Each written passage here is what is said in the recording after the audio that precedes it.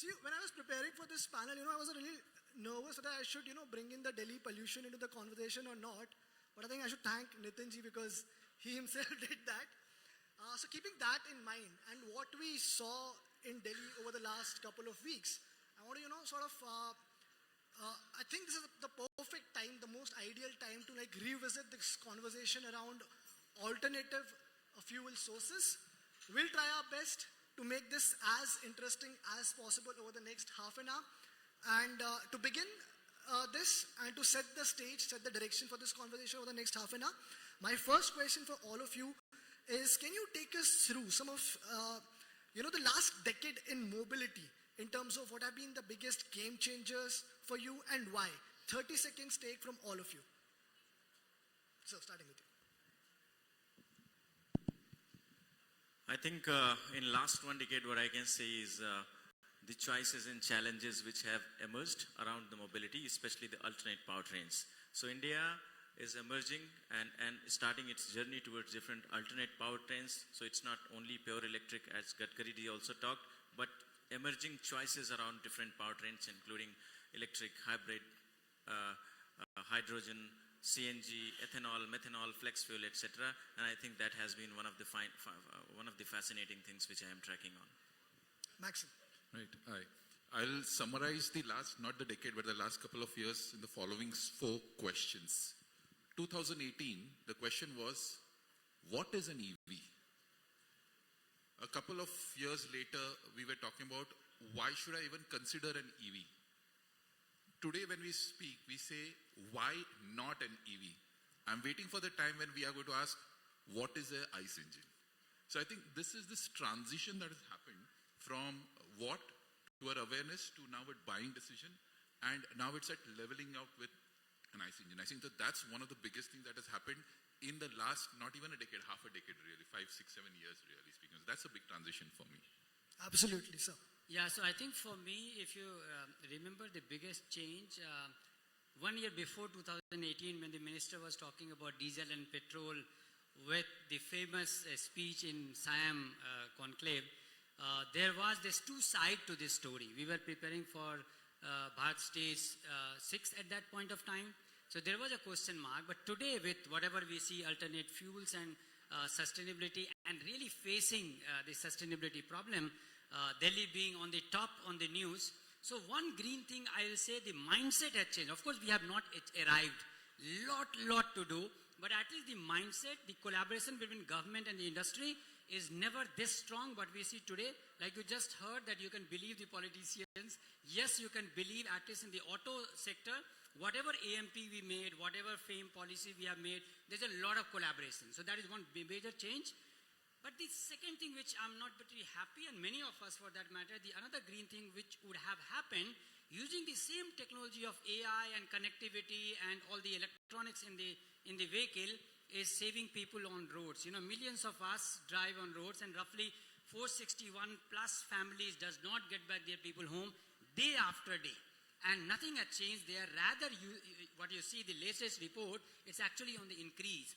So one way on the sustainability, we have a big debate and issue. It's on our drawing room now. Everybody talks. Rather than speed and power, we are talking about powertrain. But at the same time, Indians dying on road is not a good story for our industry. And this is something where I feel we have not arrived. We have not even started. The mindset has not changed. We still believe a road crash is like a bad luck, not like a science with the same ADAS, with the same autonomous driving, all this connected technology we can do. So I will say in summary, decade, one good thing achieved is the mindset on the powertrain, multi-fuel, but something we have not achieved at all is our dedication commitments towards safety.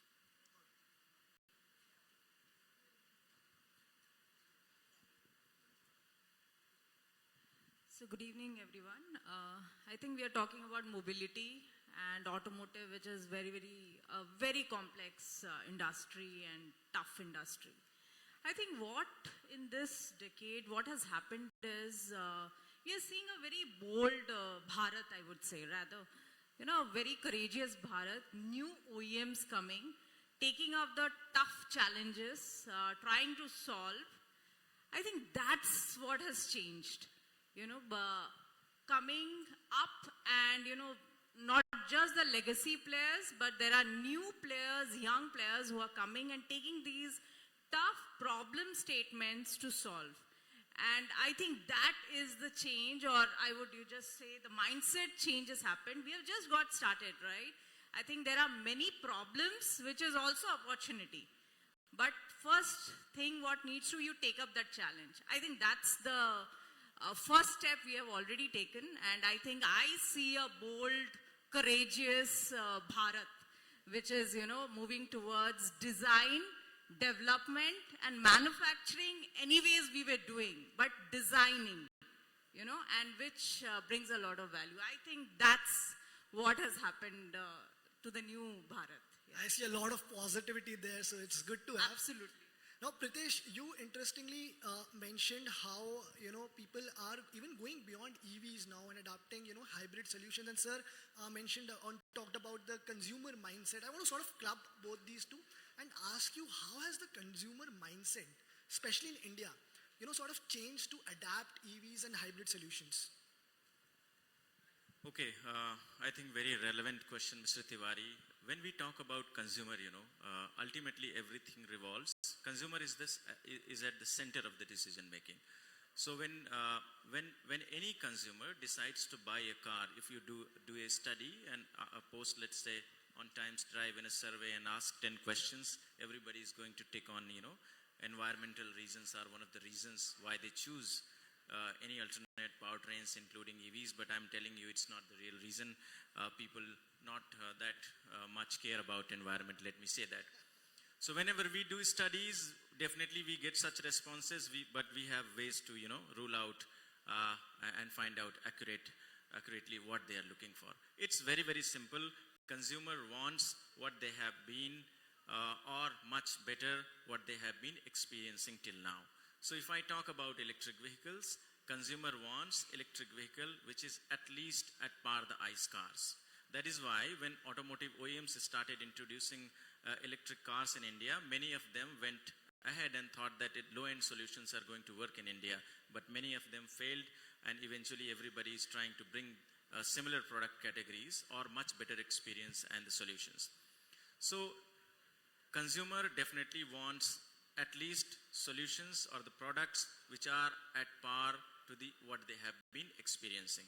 Now, in terms of purely electric car, if I want to have an electric car and drive that smoothly, I definitely want to have it at the comparable prices, which we are not getting, but that's fine. We do the TCO calculations. Everybody is smart enough to do that and finally calculate within 5 years or 8 years of warranty period how much I'm going to run and what kind of benefit I'm going to get out of it. But at the same time, first set of consumers in India for electric vehicles are fine with, doing the home charging. But as you move on and keep adding the second and the third level of the consumer sets, I think we need more and more charging infrastructure. As a consumer, nobody wants to take the kind of, the challenges, let's say the payment challenges, identification of the charging infrastructure, reliability of the charging infrastructure, safety, security. I think that hurdles needs to be resolved. That is one of the reasons why in passenger car, personal mobility, electrification growth is still at the 2% level. And we talk about 30-40% penetration. So that's my take on it. Good that you mentioned all those challenges, because that's a perfect segue to my next question, which is to you, sir. Yeah, but I'll just add what he just said. I think it's true that consumer behavior, if you study, and we did some study when I was CEO for Tata Green Battery, actually, can there be a premium on sustainability? Now this, till date, every survey is negative. Consumers are not ready to pay 2 rupees more, 5 rupees more, 10 rupees more for sustainability. Of course, they want, it's a desire, it's a wish, given that the price remains the same or maybe lower. So even if you're not able to understand the whole cost breakdown, but we are very good in bargaining it. And this is a big impediment, I think a big challenge. And this is true with any of these topics which is good for our country, be it from the pollution emission side or be it from the safety side. That they also, when I was MD for Hella, I could clearly see that every customer asking me for a German product, which is that kind of standard, but the price remains the Indian price. So this सस्ते में चाहिए थोड़ा सा. I like how quickly we have come from all that positivity to, actually bringing up all these challenges, and which is what I was coming to as well with you, sir. That, what are you mentioned one thing is, of course, the price, which I'll again discuss in detail, but what are the other challenges in terms of EV adoption, do you think? Anyone of you can take it, yeah. So from the EV adoption, I think, like rightly said, you can say green, but green till the time it is not there on the balance sheet, it doesn't show positive in terms of profits. Everything is more of an innovation. It's a pilot, I would put it that way. So let me answer this question. What are the challenges? I think first thing we need to understand that when we talk about green mobility or EV, it's important to dissect the segments. Because every time we talk about an EV, we do not register that vehicle till the time it's a four-wheeler passenger vehicle in which we can sit in. But the transition has already happened. As on date, in India today, 51% of all the three-wheeler cargo sold in India are electric already. Right? But what's happening is passenger segment is something which is slightly later. In the two-wheeler, of course, there's a lot of transition already which has happened. Buses, in fact, subsidized by the government and to the government mandates, already all the new buses, public buses, are already electric. Now, where exactly is the issue? The issues have also changed. The challenges have also changed. I think 4 years back, if we're talking, the first question was, hum log charging kahan karenge? Right? Now we have more charging. Even for the passenger segment, if you were to look at actually the spread and utilization, there's enough chargers on the highways. Those networks are there. The challenge now is, where can I provide charging at the place that I work and stay? So there the challenges are not about the infrastructure, the challenges are about the provisions and the government laws to enable that. If you were to look at another point, is the quality. If you look at the four-wheelers, etc., buses, I think there's enough progress that has happened. But still today, what makes news today in the electric vehicle is the lack of quality, and we know enough about it already. So I think there's enough and plenty work that needs to remain over there. And last but not the least, I call it the revolution that is there for India available, is the EV revolution. But that can only happen if we have R&D in India and lesser of putting things together, copy-pasting, but a lot of R&D and a lot of battery-related technologies happening in India. I think, so challenges come with an opportunity. I think that's one of the challenges. I still feel India has a long way to go before we start to really invest into building it for the future and not for the yesterday. Okay. But Madhumita, how do we make it affordable? मतलब सस्ता कैसे करें? जो हमारी पहले भी बात हो रही थी. Because you see, I'll tell you what. Yesterday, for example, there was a major car maker which launched a couple of electric cars. Now the social media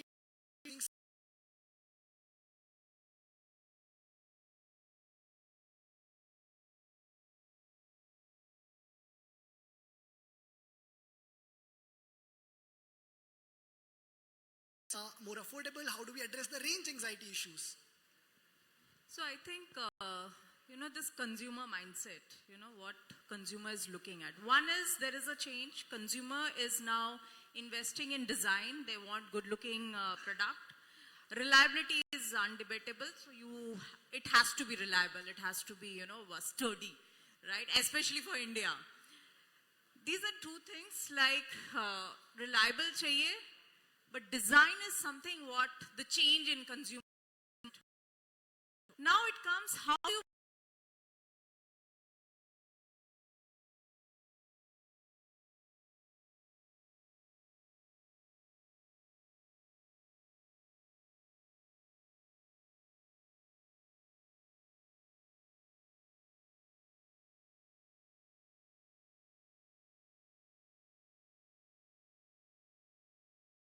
fence. It was, that was an industry, the way of doing business. But I think it is about R&D. It is about vertical integration. It is about investing in R&D to give a product which suits Indian consumer. You cannot say something bringing from outside will right away get into the system. That will have some hiccups. It will give you a, initial sprint. Initial push, it will give. Push, that's fine. But sustain, how do you sustain? Because this consumer is very, very smart. When it comes to bargaining, it doesn't negotiate on any of the features. It negotiates on price. how do you bring that price down? Unless until you cook it inside, in your factory, if you don't build it, you cannot bring that price down. And if you do that plug and play thing, you will fail. Because that's what we are seeing right now, right? The problem, what people are, And if the OEMs which solving that. So I think it's an entire package which you have give to the consumer, and that package will only will come with technology, only will come with, your R&D in-house capability. I think that's the new story of India, and that's happening.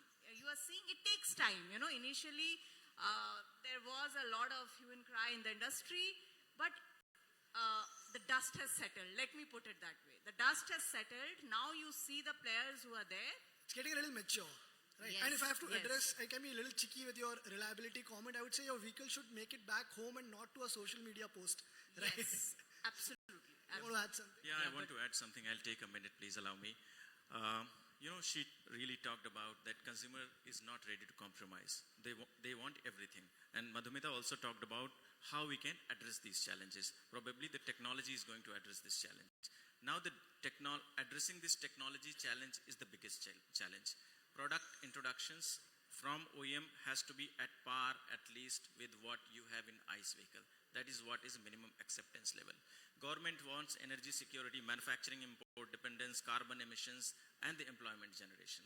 There are two facets about it. Now let us look at the technology.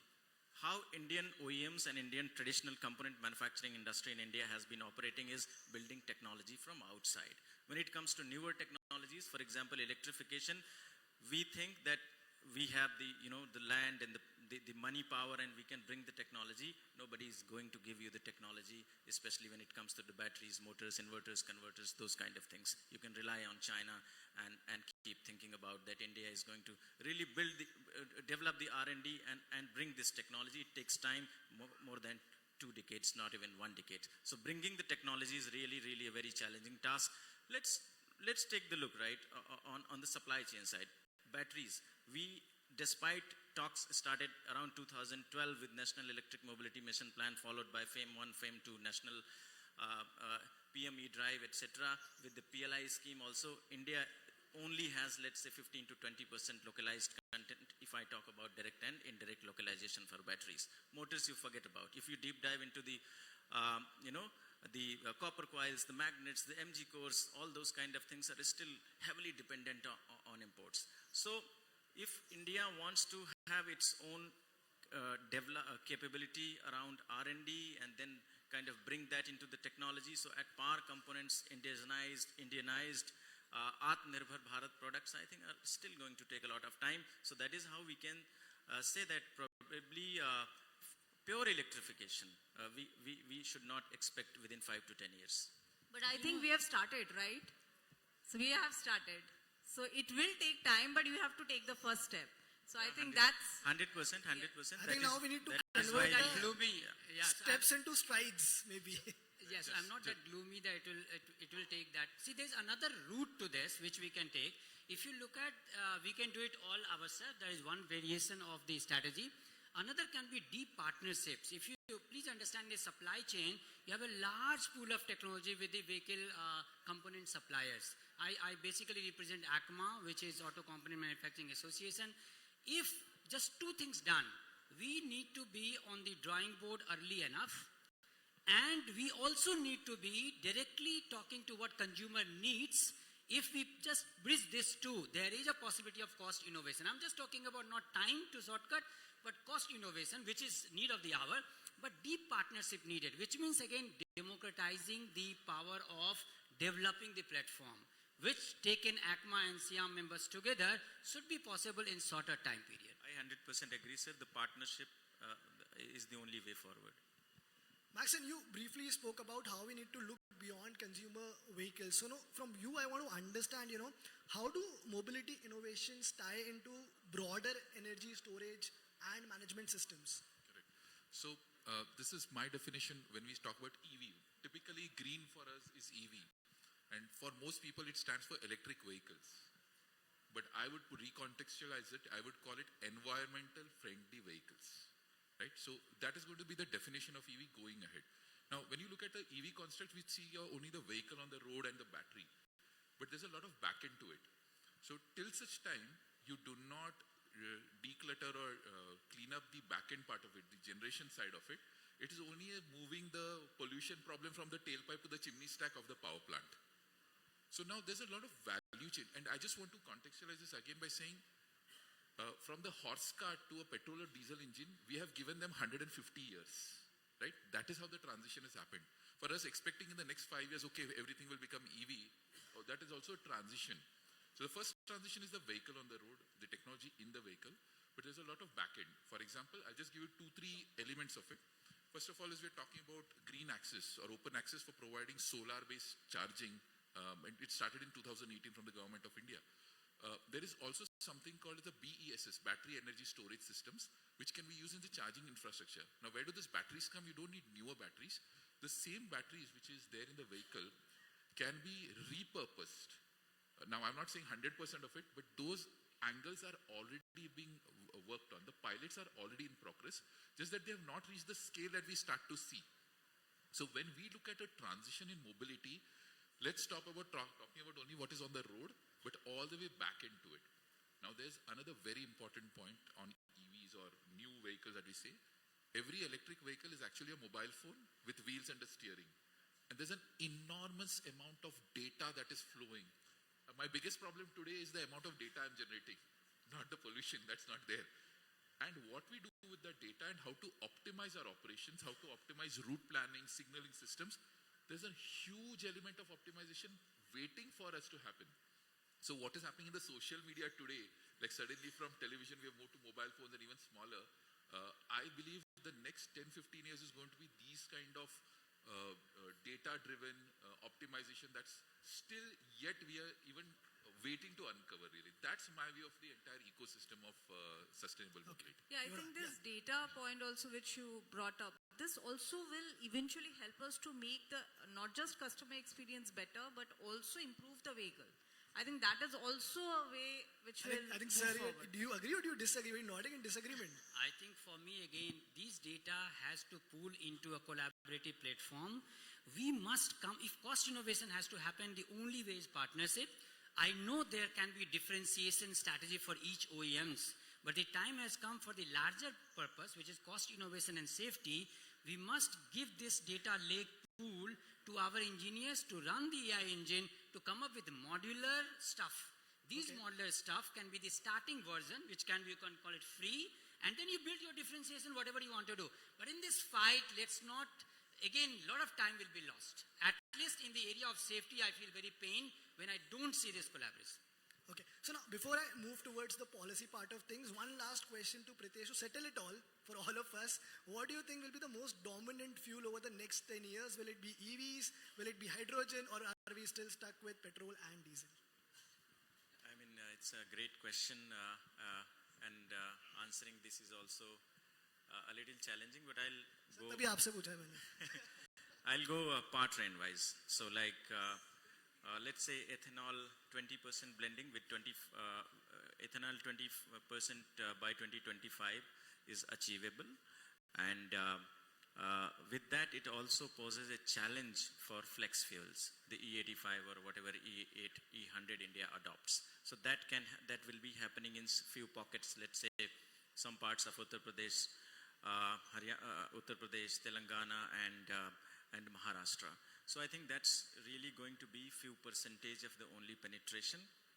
Electric mobility is going to be one of the dominant powertrains together with hybrids, because obviously eventually India wants and India should have pure electric vehicles, but I think because consumer adoption towards hybrids, even if they are more costly, is happening in a very organic way. So hybrids are also going to find definitely a good amount of space, and hydrogen around I think 2035 we are going to see applications around commercial vehicles.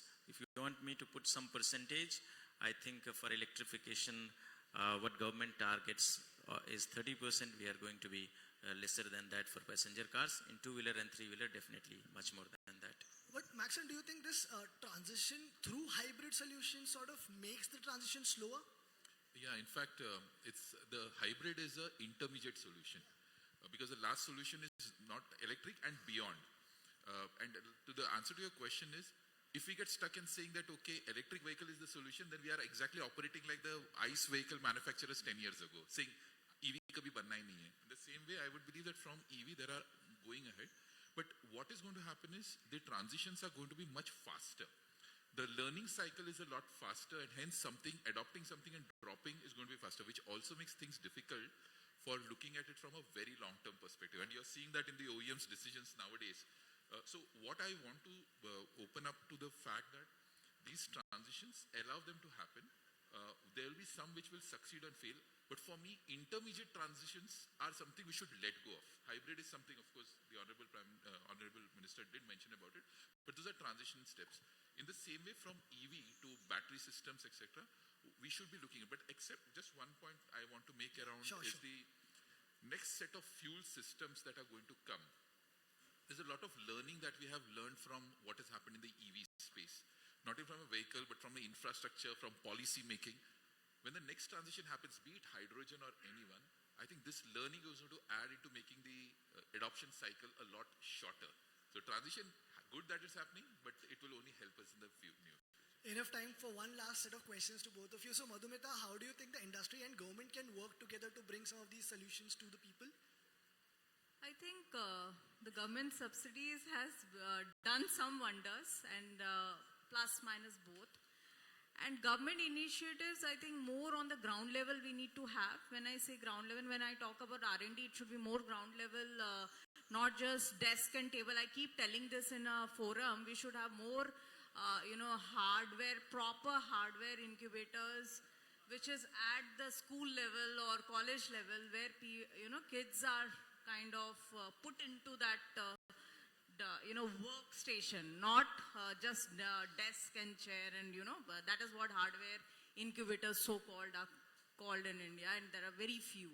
I think that's one at the ground level where the government can start having more impact.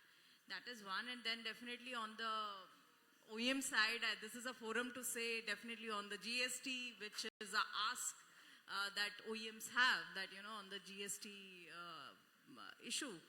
I think that's one way. Subsidies, yes. Subsidies is not something on which you can build a business. It will not stay forever. So I think OEMs have to start thinking how to build a business without a subsidy. So that's my last point. Okay. Yeah. And Rama sir, how do we take some of these solutions to the rural parts or rural regions of India? So I think, right question. I think you did not get the full answer from what will happen in which year. And that is precisely a very big problem. I'm not talking just for discussion, but representing the auto component industry. For us, the biggest issue is where do we invest now? How this is going to carve out? What is the return on investment for us? And the whole automotive industry is not only vehicle manufacture as one pillar. You have the back end, which is all our supply chain, and then you have the front end, which is all the repair and the circular economy coming in. Now we must think about them as well. And when you talk about rural, look at a place where you can't repair a battery, you can't repair a BMS, and we have to see. Look at just the auto, the e-rickshaw whole vertical. We just came up, no policy, nothing. I think today the largest community which just came on its own. Is it good? See, this is where you have to ask what the customer needs. A person who was doing cycle by foot, if he's getting a convenience, it happened because of consumer pull. It did not happen because somebody pushed it. So how do we then support him from that to a roadmap of coming to perfect? Nothing perfect happened on day one. So when we are looking at giving them a perfect product, of course the cost will also happen. So whether it is about rural, whether it was all the stakeholders, the idea is how can we take care of all these stakeholders? And there my advice in a small way will be that we cannot leave it to just like a, whatever happens we will see, but let us together come and design it properly. So if there is an investment, can we make the investment go into 3-4 purpose of the consumer? So if the connectivity is a technology, it can solve an EV problem with a reliability of EV, but at the same time, it can also support you for a driver behavior analysis. It can support you in the insurance sector. So how can we together come and make more use cases for the same technology so the investment from us as a component supplier work? This is need of the hour. If we do that, we'll be the winner, as India is not on a high, affordable, we don't have that much public investment to be done. This has to happen now. Absolutely. That's what the end goal is. I think that's our time as well. All of you were wonderful here. Thank you so much for your time. Guys, can we end this at the same energy the way we started it? A huge round of applause for everyone. Thank you.